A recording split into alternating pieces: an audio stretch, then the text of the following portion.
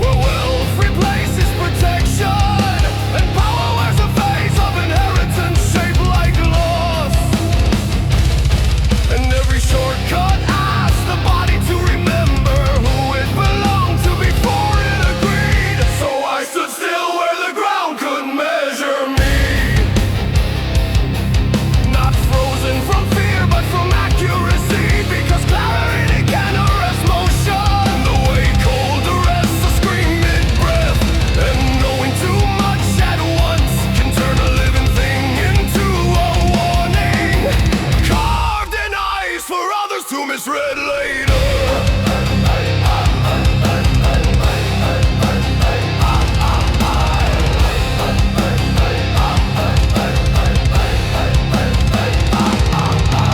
High above the noise of figure weights, where snow becomes a ledger, where time records itself in layers instead of sentences, and the past, the present, and the future refuse to line up politely for interpretation.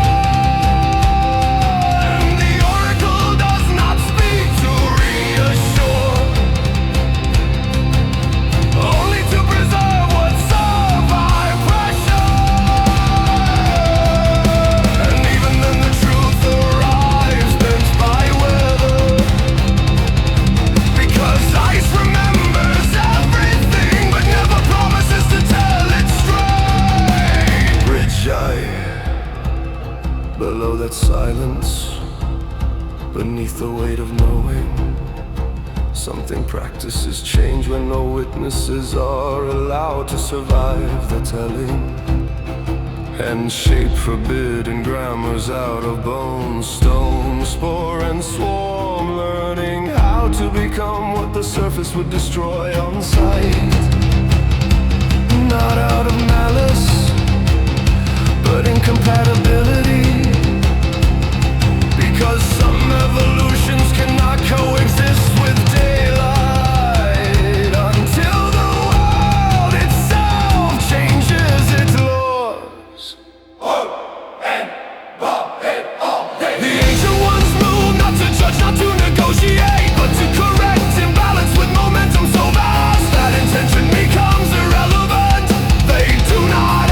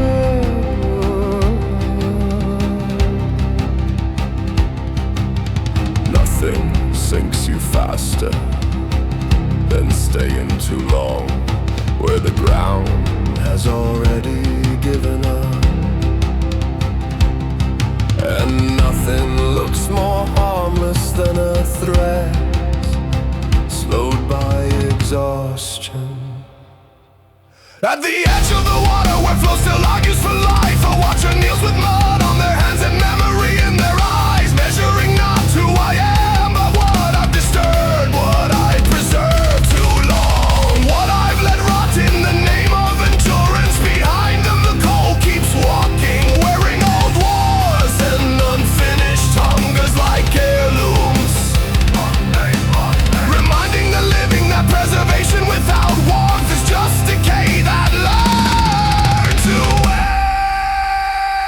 So I do not ask the day what it wants from me. I ask the ground what it can hold. I ask the water what it remembers. I ask the cold what it refuses to release. And in their listening something steadies. Not a decision, not a patient, but permission to remain intact.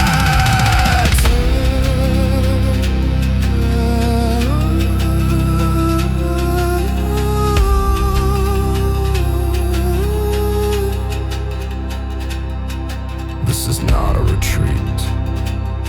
It is a calibration written in terrain, where movement waits for the right temperature. Truth waits for a body that can carry it. And I learn, again, that survival is not the art of pushing forward, but the wisdom of knowing when the world itself is still adjusting its spine.